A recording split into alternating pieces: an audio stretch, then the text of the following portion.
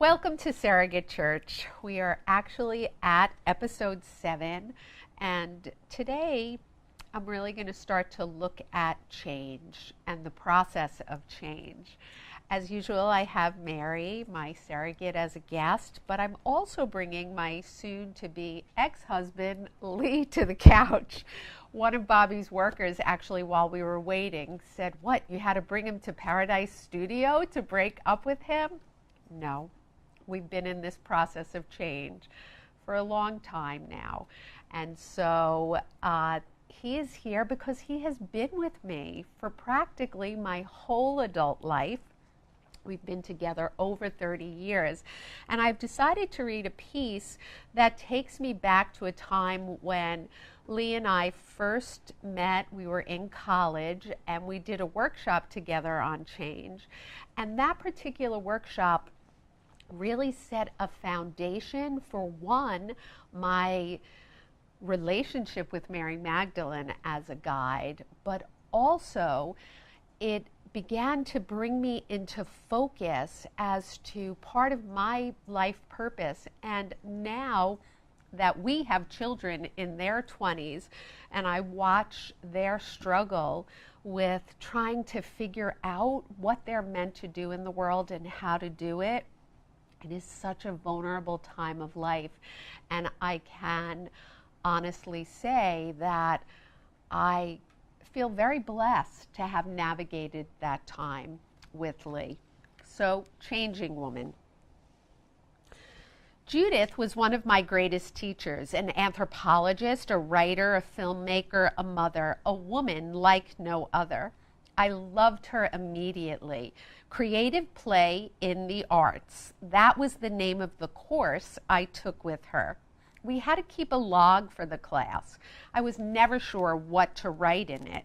She would say, "Just let it come spontaneously, no rules."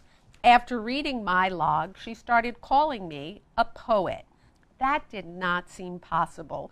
My words came out way too plain to be considered poetry. She began to playfully refer to me as the plain poet. "Own the role," she would shout. She said, "It's not the words that make you a poet. It's the way you experience the world, the way you treat others, the way you play that makes you one." Many of the students saw her as a fool. I knew the truth. I honored her foolish play, for I knew she carried the wisdom of the heavens.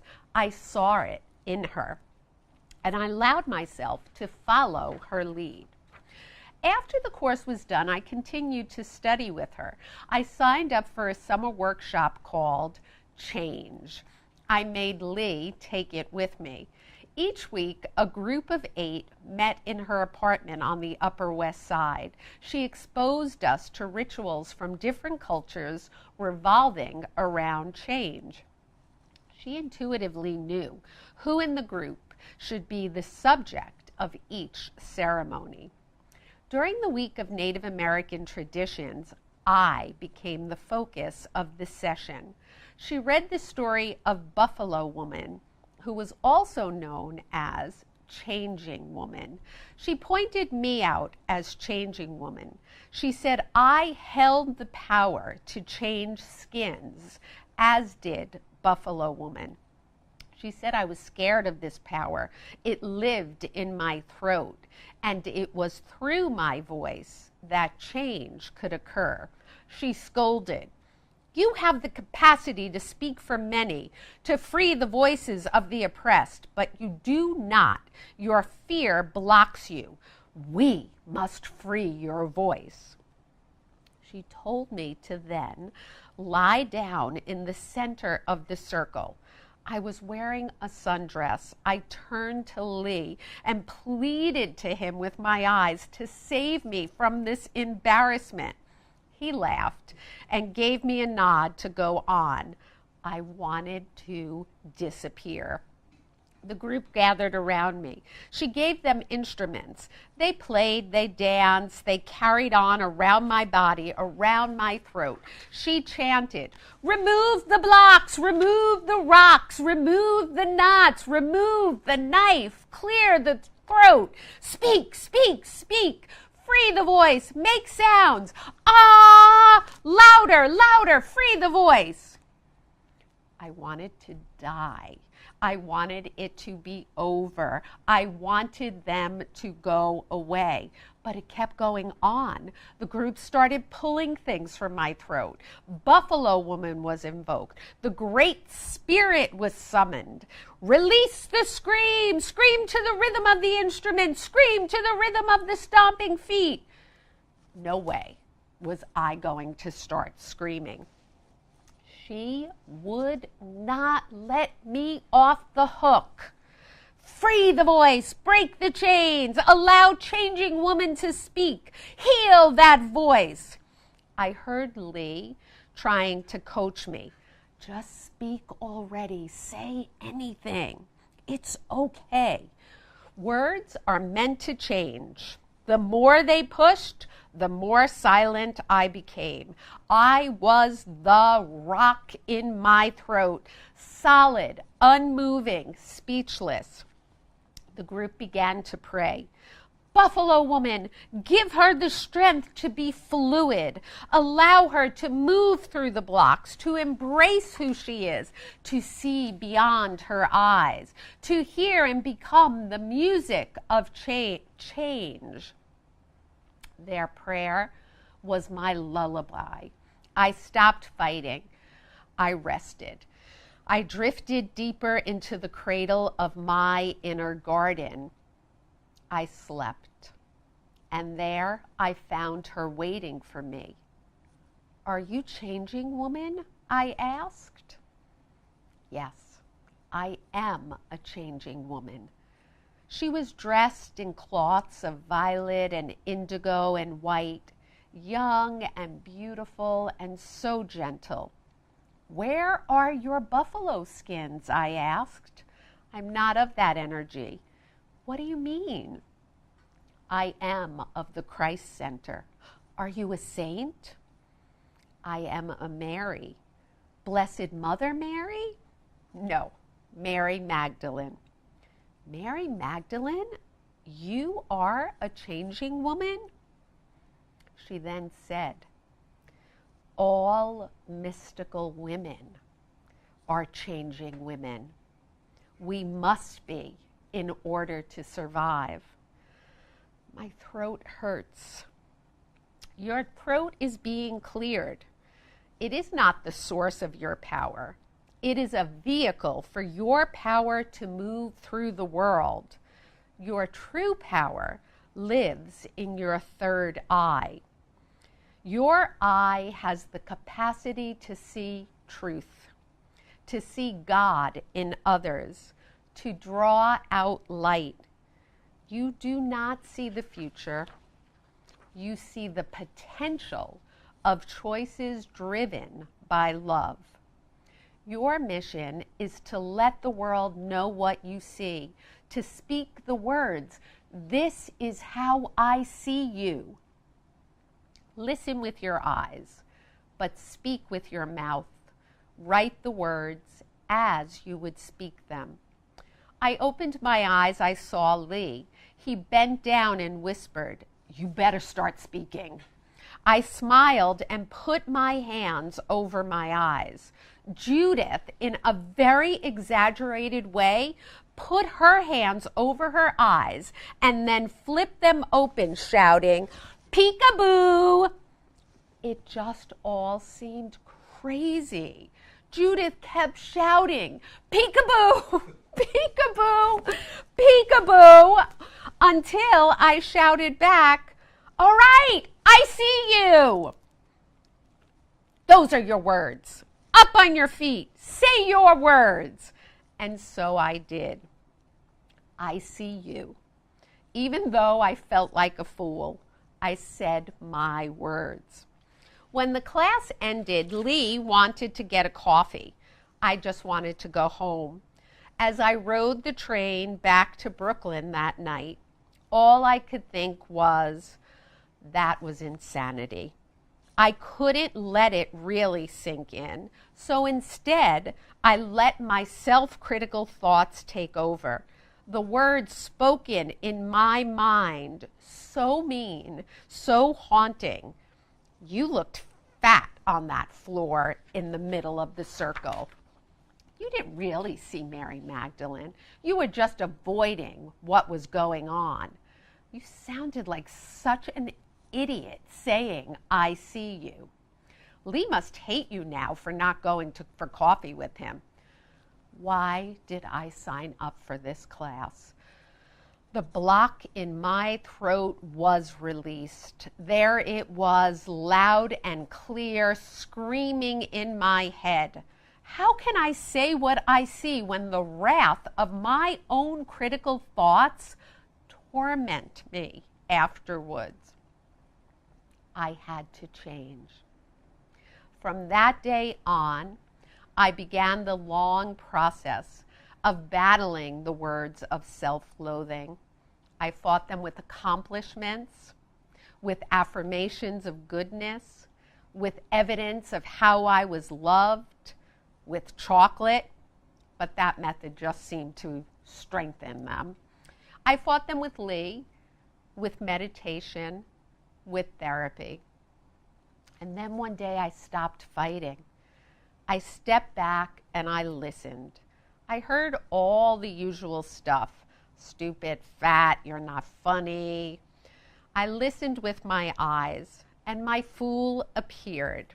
She jumped up and gave me 2 awesome words. She shouted, "So what?" So what if you sound stupid or look fat? This isn't about looking good. Does changing woman look good in those buffalo skins? Does Mary Magdalene come off looking good in the Gospels? Just get out of the way. Words are trying to come through. That did it. Knocked the block out and gave me permission to say what I see without being so serious all the time. All because I see things a certain way doesn't mean it is the only way or best way or prettiest way. It's just the way I see it today.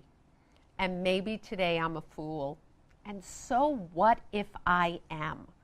Tomorrow that might change. And that's the nature of it, the nature of being a changing woman. And so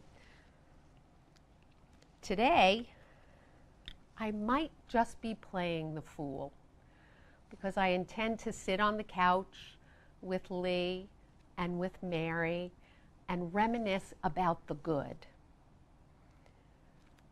There was something Judith did for me that day when she would not let me off the hook. I was radically uncomfortable and I was like struggling for my life there. But she wouldn't let me off the hook. She kept me there until I came out the other side. And so much of finding the spiritual space to truly connect with divine purpose is about forging relationships of love, because love doesn't change. My marriage is about to change. It's about to become undone. And over the last 2 years, there has been plenty for me to be really angry about. And I have been. But in the end, I still love Lee and always will. What a lesson that if in fact love is pure, if there is a commitment to live in love, that can't be changed. But circumstances can. And the roles that we play within those circumstances can. So here's to the foolish of heart. Let's move forward and get on with the show.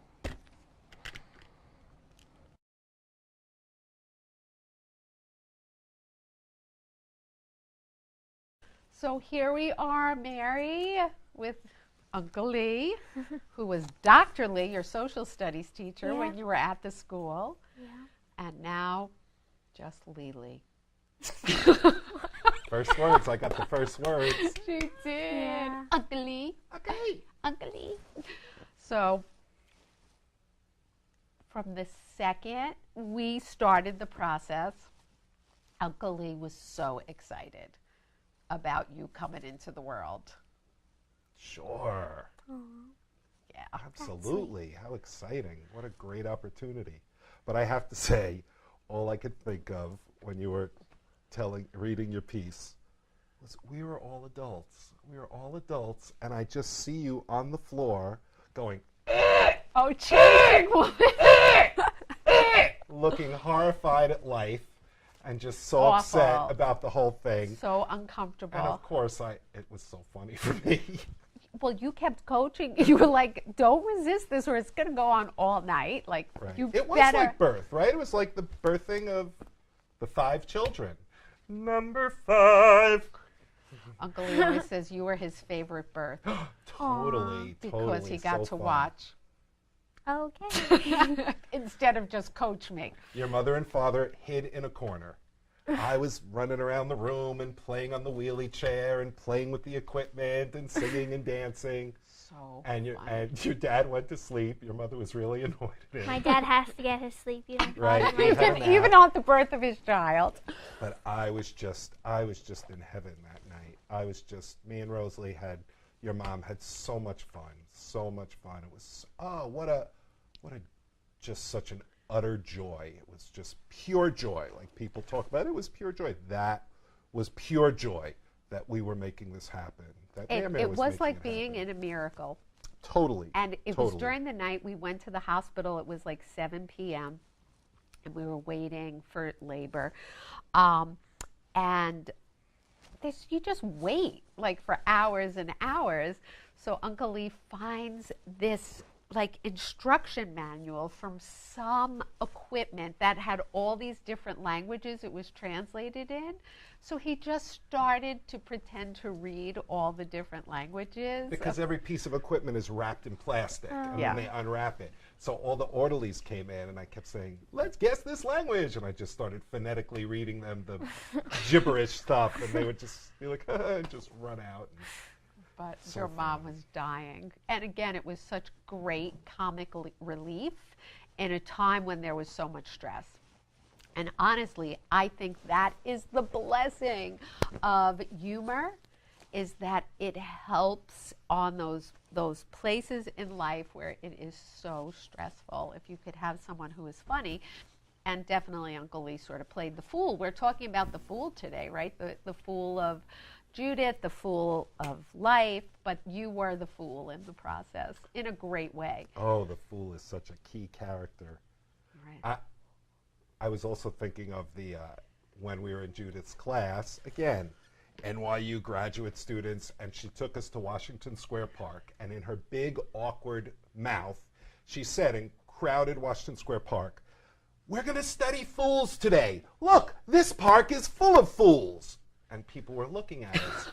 And it was the 80s, so people were in short shorts and jogging. Somebody jogged by, "Look, there's one now." And she started exaggeratingly, awkwardly Yes. running after him, going, "Come on, everybody." And this poor person was just looking behind at this graduate class of God. NYU creative arts people running like fools after this jogger in Washington Square Park. But the whole thing about the fool is that the fool isn't afraid to feel embarrassed. I know for me, so much of my social anxiety comes around feeling embarrassed. I don't want to feel embarrassed. And it is like, has played out in my life in ways where I've avoided situations because it could feel potentially embarrassing. But the fool truly will break through it. And when I was pregnant with you, one of the things that was really like potentially embarrassing for me was Uncle Lee and I, we ran a business, we worked with parents, children, we were actually running parenting groups at the time. And here I am pregnant, but I don't want to go around telling everyone that I'm a surrogate, right? It's just like they would say, "Oh, you're pregnant with number 5." I would just be like, yeah, thanks. And then Uncle Lee, Truth, being the fool, truth. would not allow that. Oh. And so, do you remember in our parenting group what you did? What I do in our parenting group? Where you announced my pregnancy with Mary? Kind of. So we're in this parenting group, and it's your same joke that you used right. throughout the pregnancy, Yeah, right? yeah, Do you yeah. remember now? I do, yes. Tell I don't- Mary. It's your joke to tell. All right, so I vaguely remember that one, but I have had an Aunt Rhoda, Grandma Weezy's sister, who was like our Tootsie. Very silly, and people play jokes on her, and she's kind of goofy, and she's very funny herself. And in her later years, she got a little frayed at the edges, you know? Like people who, watch out, Tootsie. People who are wacky like that kind of, you know, get a little loopy in their later years. True. So anyway, we would always spend Thanksgiving with my family. And this particular year, Aunt Rhoda couldn't make it up. So we called her on the phone. So she's like, "Hi, darling, how are you?" I'm like, "Hey, Aunt Rhoda, how you doing? It's so good to hear your voice. How are things? How's Marion?" Everybody loves Marion. Everybody loves Marion, as they should, as they still do. And so I said, "Good, Aunt Rhoda, good. Well, I got some news for you." And she actually said, "You're having another baby." And I said, "Yes, you're right. Marianne is pregnant." She's like, "Oh, God bless you. That's beautiful. That's so wonderful. Mazel tov." I said, "But Aunt Rhoda, I've got to tell you something." "What?" "It's not my baby." "What? How dare you say that about that beautiful girl? That's wrong. Don't you say that, Lee. That's not the right thing. You can't joke like that." "Aunt Rhoda, it's not a joke. I'm telling you the truth. I promise you this is the truth. It's not my baby." She fell on the floor crying. Drop the phone. Drop the it's phone. like, hello, hello. I felt terrible. Uncle Mel gets on the phone, who's legally blind, and he finds the phone on the floor a couple of minutes later, and I hear wailing in the background, wailing. And he's like, "What happened? What are you?" So I tried to explain to him my joke and how Aunt Rhoda didn't get it. I didn't get the chance to explain, and he wasn't understand. Oh boy. Anyway, They did not no, understand. they didn't understand. He couldn't understand that I was carrying. So they still think. No. No, So no, finally, no. my mom, Grandma Weezy, gets on the phone and talks them through the whole thing Oh. again and again. And finally, they got it. And she cursed me out, Aunt Rhoda. She was and so mad. Oh She was my so. gosh. She was It's really great. mad that he played that joke. But then So now I remember the parenting group. So we're running a parenting group. And we new have- first day of Yeah. this Was 10-week it? parenting group. Yes. And I'm pretty big at this point. Right. So we have that was a nice sized group. We have 8 couples, 16 parents are in there Wednesday nights, 8 to 9:30. And we're talking about just, spouses getting along and managing and how Conflict, you co-parent and stress. dealing with conflict. And I just said, "Look, here's Marianne, my wife, and you see that she's pregnant, and it's not my child, and but we find a way." And everybody's just like, everybody just What? you felt everybody just stiffen up and put on an awkward smile, and so there you go. I enjoyed that. I enjoyed those years. Thanks, He man. would. I enjoyed those He times. would. And then I would explain, and everybody would always be like, "Oh, that's so nice what you're doing." And then everybody gave Uncle Lee all these accolades. Like, "This is so nice. You're allowing Marianne to do this." I'm like, "What? Right, me too. Are you kidding? If he's allowing me, if he objected to it, Right. there was that was a non-negotiable. And it is true in marriage, you negotiate a lot, but that was Oh, there wasn't a doubt from the right. second. And Uncle Lee was just like, "Oh yeah, 100%." Of course, from the second. Except when we had to go for our psychological. That annoyed Me and Uncle me, Lee had to be annoyed me. cleared for psychological reasons, What happened? like to make sure we weren't psychologically that's deranged. part of the process. And I don't know if you've ever said it, but basically, we had to adopt you, and you were ours for 6 months. Then we had to give you up for adoption, something like that. And then Rosalie and Stephen had to adopt, some crazy process like that. So part of this process is we had to go for a psychological evaluation. Me and to Mary make were- sure we would give you back to your parents after right, it and was that all we can done. handle this. Now we're we're at the top of our field, I have to say. We're writing books. We're, having this regional program. And we have to go and pay, your parents paid $250 to sit with some 23-year-old and all I could remember was her giant diamond ring. And I hated diamonds and still do, but because they're from South Africa and it's blood money and blah, blah, blah. So anyway, and when I drove remember my car with the TV? Mm-hmm. So they had a low cement ceiling. So I'm already in a mood and an attitude that I have to go and give your parents money to this person for BS. And I drove my van right into the low-hanging cement thing, and it went crunch, and it crunched the whole top of my van. So that was my entrance into this psychological exam. Yeah, I wasn't so pleasant during that. I was pleasant enough, but. But she turned out to be helpful. Was she? Because she helped us think about actually back to the delivery room. Who was going to be there? That's right. Who was going to be there, and then how the process was going to go from when you were actually born. Would you just be given right to your mom? That's right. Or would you come to me first? Yeah. And what happened? What? They had to whisk her away because it was ICU or whatever. No, but she did get to come to me momentarily, and then your mom and dad cut the cord. Yeah. And then I gave you to them. And then you did develop a fever and you were in NICU, but that actually served your parents because only your parents could be with them. That's right. Except you were named Mary Chasen because you were still our child. That's right. So we had 2 daughters named Mary Chasen for 6 months. Oh, cool. Cool. Your name was Mary Chasen. Mary Chasen. I had 2 Mary Chasens. It's like George Mary Foreman, Chasen. right? George Foreman has all these George Foremans. I was Mary Chasen for 6 months, and Yes, then I changed over. That's right. That's right. There were 2 That's Mary right. Chasen. Or we had to adopt you and then give you. I don't know. But anyway, for me, it was so great because with your 4 cousin siblings, I was always at Mare's, like, okay, Marianne, coaching Mare. But this time I'm like, this is so cool. You got to see what's going on down there. Is that appropriate? That's not appropriate. Is that appropriate, Uncle Lee? It's science. It's science. It was amazing. That's not why I love that. appropriate on a live show. Especially. It's family friendly. Let's not talk about that area, right? Babies come out of it. It's great. It's great. What's the matter with that? Everybody knows. Fool. Is there anybody watching the show who doesn't know where babies come from?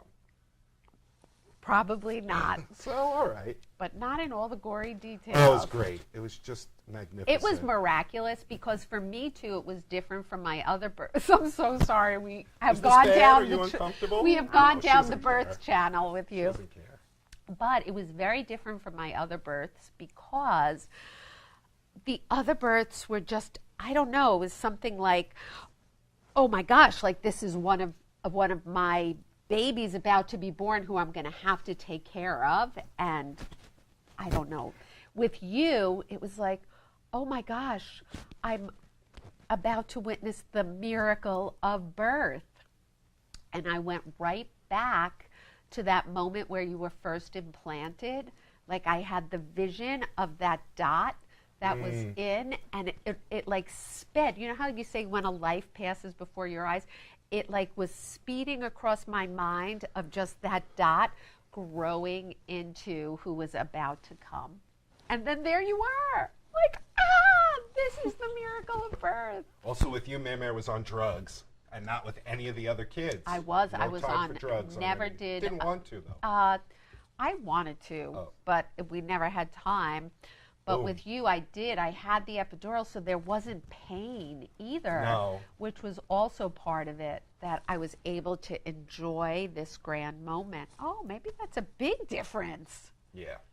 You're also Mary, out of I it, felt though. no pain with you, my baby. She was on drugs. She didn't cause me any pain. Those were good drugs. Good You job. stay away from them. But those were good Until ones. you have a baby of your own. Any questions for me and Uncle Lee? No, I'm good. You're good? Yeah. Well, sorry. I think we gave you a little more information than you might have wanted. Take it. She's 13. Could you imagine? I loved hearing some of your first words to me. To anybody, I think, right? Well, this was funny because your mother, Boob buzz. from the first second, she would go and put you in the car. You'd do the drive-through Dunkin' Donuts. She'd get her coffee. So one of your first, you started with like 2-word utterances. So you had 3. The first one was Dunkin' Donuts. Dunkin' Donuts. The other was pocketbook, because Mom needed her pocketbook. And the third was Uncle Lee. He was part of your, Uncle Lee, he was part of your first words. Uncle Lee, because you were calling him. To see the boobas on TV. Teletubbies, were I don't know they? if you was Uncle Lee, the boobas, the boobas. I don't know if it was Teletubbies or something like that. But You were a I was cutie. so honored to be summoned. Part of that, Uncle Lee. So, with Uncle Lee and I separating. Oh boy. Here we go. Another awkward topic. Another Yeah, awkward we'll take topic. them But, do you feel like badly about Okay. about not seeing Uncle Lee as much anymore?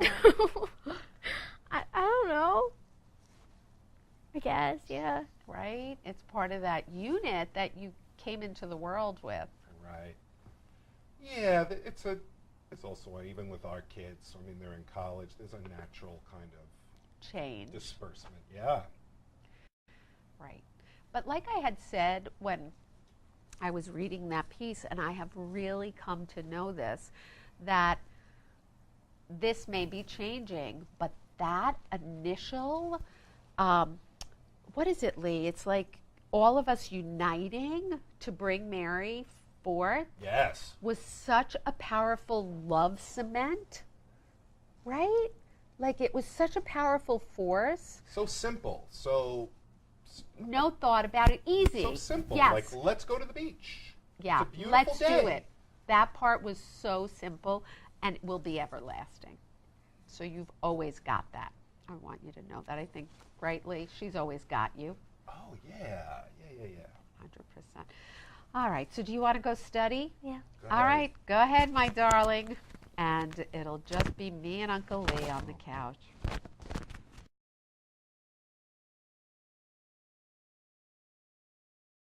So, Yes. So we're just saying, what are we going to talk about? As is so much our case. I totally know what I want to talk about, for starters, because I didn't get to see the episode yet of the reveal, and I'm guessing that you didn't do yourself justice. what reveal? That you channel the collectives. True. That was last. That was Right. that. That Yes, hasn't aired last yet. time. Right. Yes. And you were always kind of obfuscating it and just covering it up, and from Changing Woman, and from when we first connected in our teens, when we were 19, for me it was always about, this woman has such a power that she just represses, and that was always such a personal mission for me, is to connect with you in a way that could help you to bring your power forth. And just hey, we're separating, and just thinking but it makes kind of sense, like how ironic that it's our separation that kind of pushes you to have to take the helm.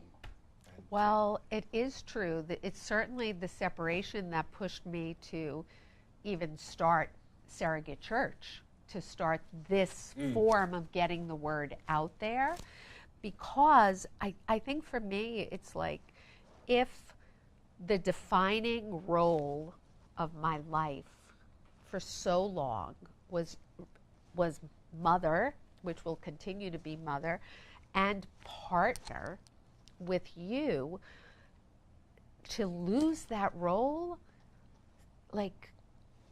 left such a space that did push me to fill it with something else. Well, right, and you come from such a background of tradition and those kinds of roles, those traditional roles. So I know it rocks anybody's world, rocks anybody's world. But I don't look forward to see how in depth you got with the collective. I don't know if you talked about when you came home. I don't know how into detail. You know what? I read the piece where I wrote about it, which was the playing dumb piece, and how I really like to sort of stay dumb about it, Right. to keep it under wraps, because it is a kind of connection that is hard to describe, really, for me, because it's. For you, yeah. But in reading Changing Woman just now, it's the same message. It's about seeing God, that spark of potential in people, Yes. and Seeing their highest soul self. and then being able to really bring it Hmm? forth as a potential.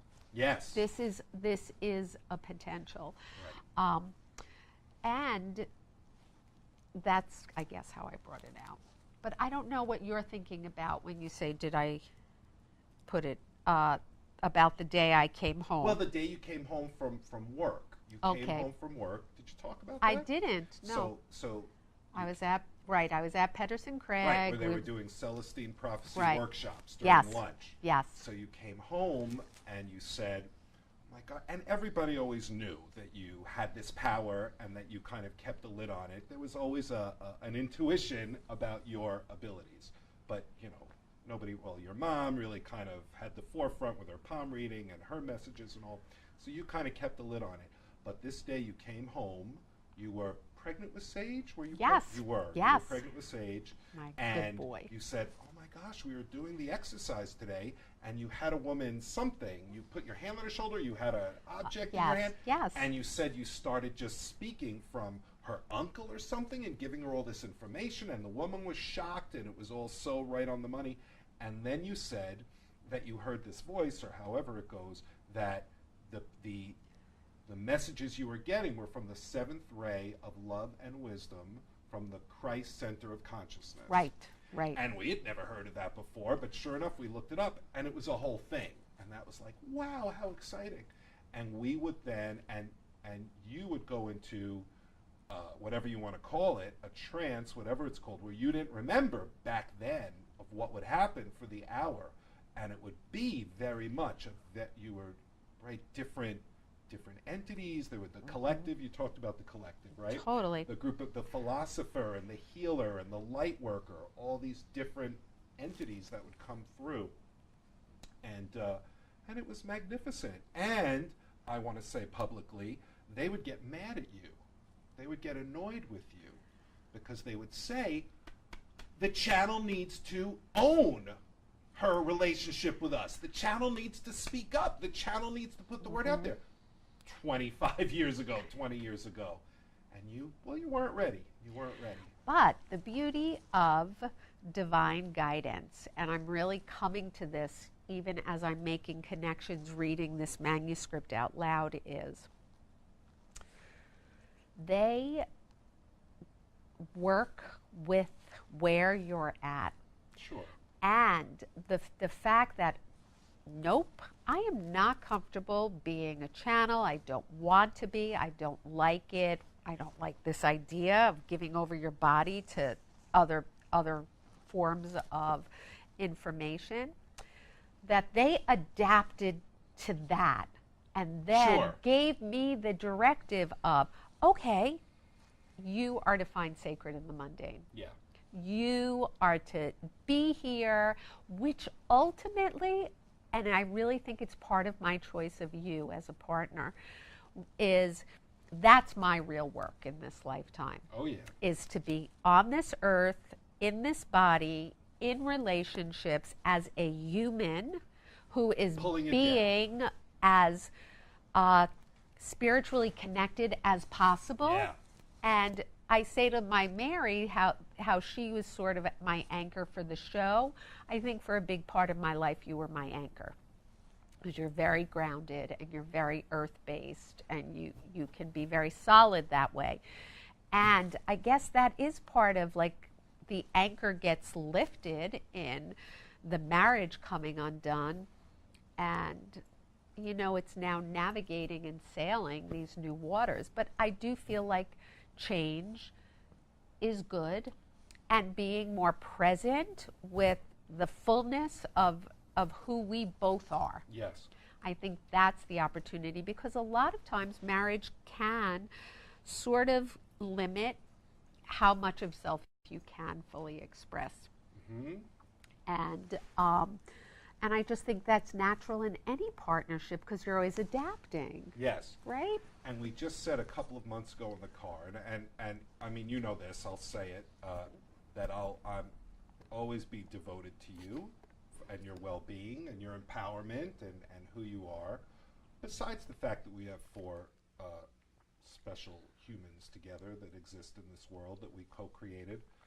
But we were in the car like 2 months ago, and it's, you know, I guess it sounds very nice today and all, but it of course it's not. It's never pleasant when you're undoing 35 years of baggage and issues and whatnot. But right, what did we say in the car, which I thought was really special, and I really think about it, like, I so feel the part of you that lives in me, and you said the same thing, and it's true. In the separation, it's like we can feel it in a different way. I feel so much my inner Marianne in my dealings with the world now, because right, we're not in whatever conflicts we were in, so we could just feel each other's, you know, impact more, I think. And you kind of said that you were feeling the same way. Definitely. Which is A really sense cool. of I think that's cool. grounded purposefulness.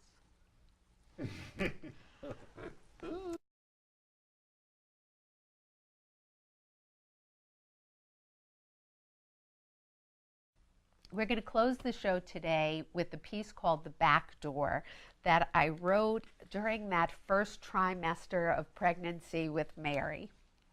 The Back Door. No mistake about it, my hormones are on the rise. Nausea and brain fog are stuck to me by the unrelenting humidity of a July heat wave. The earth parched, dried, cracked. The new tiles that were just put down in my kitchen are cracking, crunching underfoot. Something is not right. Mistakes happen. The floor has to be redone, pulled up, cracked, leveled, reset. I can't live through it again. The dust, 4 kids, no kitchen, the heat. I'll live with their mistake. I'll find beauty in their mistake. The crunching tiles sound pretty, a new instrument in the symphony of my life. Lee takes a stand. 2 more tiles crack under the weight of his weight. He will not live with it. It has to be fixed. I take a deep breath, prepare myself to endure the chaos of making a wrong right. I throw up my hands, end my lunch. I schedule the do-over. With my kitchen out of commission, I go to 7-Eleven to get my morning coffee. Still in my pajamas, I sit in my car enjoying my 1 dose of caffeine for the day, when all of a sudden, a black truck with a New Jersey license plate slams into the rear of my minivan. I have to get out. I can barely speak without vomiting. He apologizes over and over and over again. Blind spot, car angle, parking lot setup. I keep my hand over my mouth. I close my eyes. I think about what's ahead. I open my eyes. I look at my back door. I see no damage. Whew, just a few scratches. I tell him not to worry. We all make mistakes. He drives off. I drive home. Lee sees my car. Wide-eyed and incredulous, he asks what happened. I tell him the story. He slowly clarifies. So, you did not exchange information? No. No police report? Marianne, your back door doesn't open. Really? Why not? Because it's smashed in. It is. Lee has been through 4 other pregnancies with me. He knows I enter a zone where I operate from blind faith. He still can't help but be furious. He starts huffing and puffing. Do you know how much this is going to cost? We can't afford to fix this. We're talking thousands of dollars in damages. So don't fix it. You're going to live with a back door that doesn't open. I can live with that. You are insane. You really let that guy off the hook, big time. Maybe that guy needed to be let off the hook. Maybe he even deserved to be let off the hook. Maybe he feels blessed. Maybe he sent some blessings my way. God knows I need that more than anything else. Maybe it is as it should be. Lee gets over it. He trusts me, and I appreciate that. I think about Rosalie and the baby I'm carrying. Maybe this is God's way of letting her off the hook, sparing her the pain of being childless. Maybe her blood disorder is the mistake, and I'm the do-over. Maybe she deserves to be let off the hook for all the years she unconditionally showered every child in her path with pure love and devotion. Maybe feeling blessed allows us to bless others, even when the ground beneath our feet is crumbling and the back door doesn't want to open. Maybe mistakes happen for a reason. Some days, as I load my groceries into the side door of my van, with my big belly and giant dent in my rear, I wish I did this one differently. But as I step back, I feel no regret, for it's the scrapes and dents that give my car character. Each and every one telling a story of motherhood.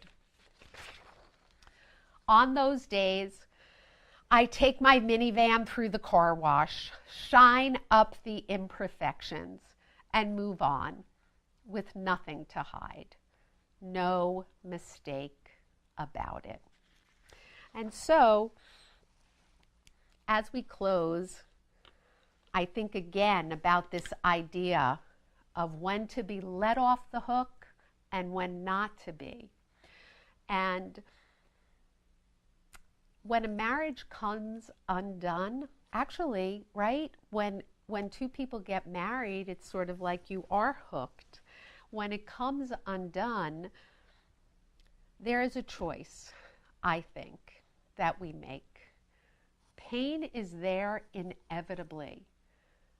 There's no avoiding it, especially when it is a marriage that wasn't a mistake, where good things came out of it. The choice is whether to prolong suffering. I hate fishing.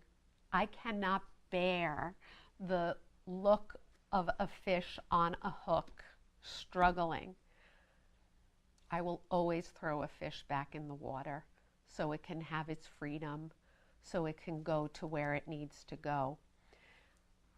With Lee, he always objected to my letting people off the hook.